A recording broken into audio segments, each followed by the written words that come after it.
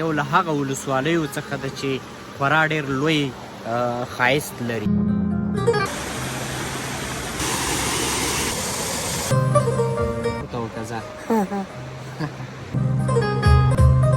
ګورئ هغه خپل رنګ او کیفیت یې له لاسه نه دی ورکړی او همغه جمعې په ورځ هم داسې سسته شوي روپۍ ستاسې سرمایه کې به هم بدلون راځي، سرمایه به مو ورځ تر بلې لوړېږي. د دې ځایه به ډېره ښه او روښانه آینده ولري. خپل تجارتي اعلانات مو موږ ته وسپارئ، موږ په خپلو مخکښو نشراتو ستاسې تجارت ته وده ورکوو.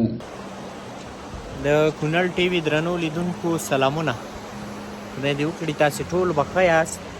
دوستانو راغلی ما دانګام ولسوالۍ ته او غواړم نن نو تاسې د دانګام ولسوالۍ د ښایستونو څخه برخمن کړم.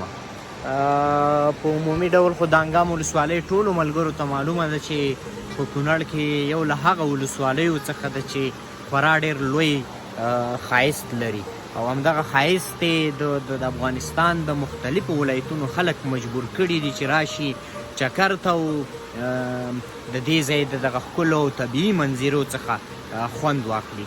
نو تاسې را سره مل پاتې شئ، خبرې به ډېرې نه کوو، نن به نو دغه جنتي منظرې په تاسې وګورم.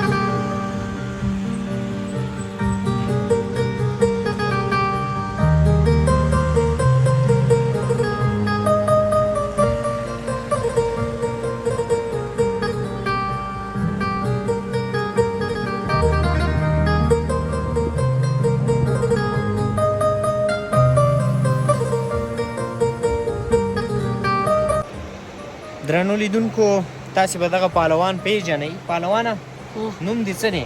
حیات الله. حیات الله پهلوان. حیات الله پهلوان هم د دې امن پارک خوا سره وي او دلته څنګه راځي امن پارک ته پهلوانه؟ راکوزېږم سهار راکوزېږم ماښام بیرته. نو څه لپاره راځي چې سهار دلته راځي او ماښام ځئ دی؟ کومې روپۍ وکړم ځانه په بوټ الم، چپړه پیالم، جانا پیالم. ښه او دلته څه کار کوې چې روپۍ کوي؟ دلته هسې ناست څوک یې راله کې څوک جمعې په ورځ هم داسې سسته شوي روپۍ څوک یې راله نه راکړی خو زه چې ګورې به دې ټولو خلکو څخه ښه. او صحت دې څنګه دی؟ صحت نه ښه دی. دلته یخني ده که ګرمي؟ دلته یخني ده. یخني ده؟ ستا خو یخني نه کېږي ظالمه. اوس خو د نور دی. بیا چې نور نه وي بیا یخني کېږي. ښه او دانګام ولسوالۍ څنګه ځای دی؟ ښه دی، هغه هم ښه دی؟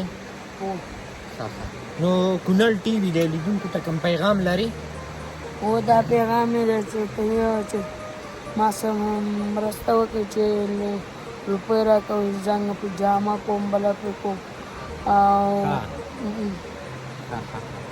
مننه یار پهلوانه، مننه. یو ټوکه خو وکړه که نه لیدونکو ته؟ ټوکه راته نه دی. خندا ورته وکړه ځه. درنو لیدونکو نو د پهلوان ډېره خوندوره خندا ده، واقعیت دی.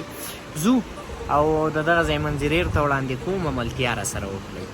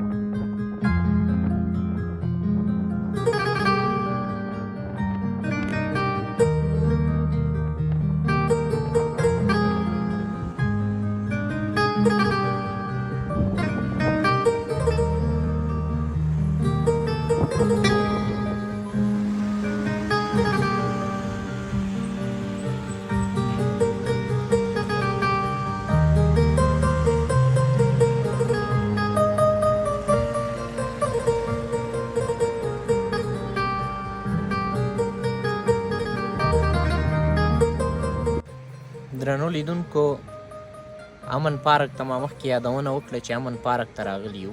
امن پارک کې یو مسؤل چې مثلا د دې ځای ساتنه کوي هغه مې تر څنګ ناست دی. ورور ستړی مه شي.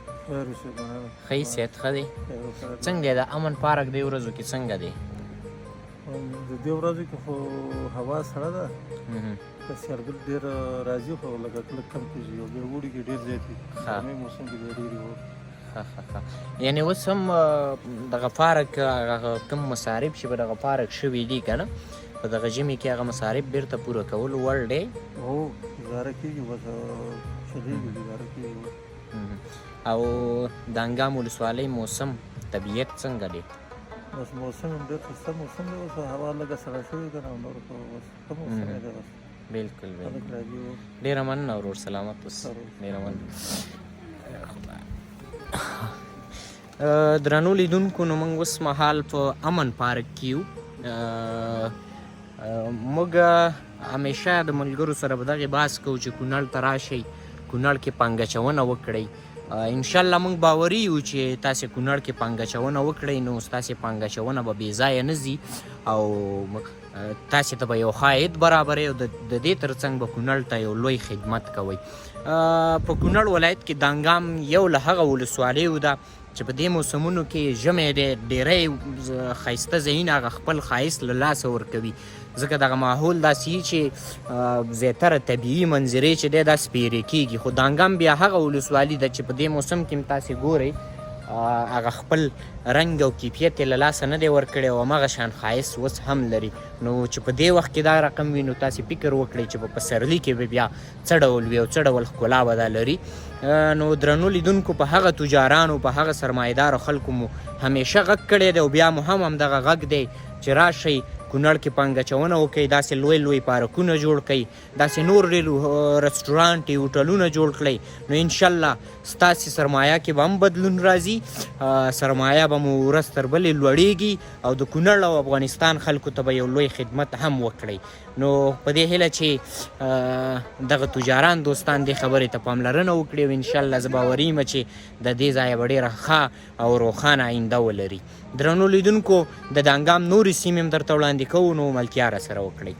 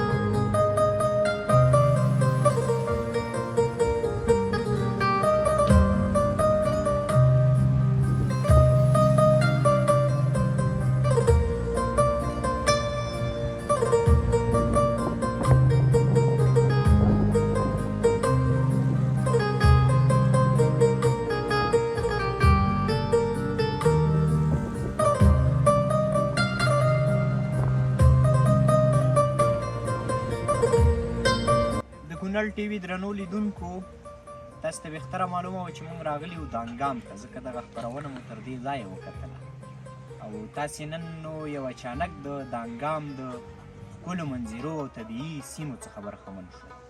موږ سره ملګري راغلي وو، دوی دغه یو ورور د کابل څخه او نور د ننګرهار څخه د کونړ دغه طبیعي منظرې لیدو ته راغلي وو.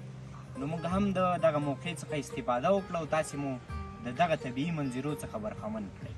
تر بیا چې اظهار ارمان ستاسې په درانه چوپړ کې زیږېږي د یو سوکاله او اباد افغانستان په هیله او هیله د دغې خپرونې څخه مو پوره خوند اخیستی. خدای په امان.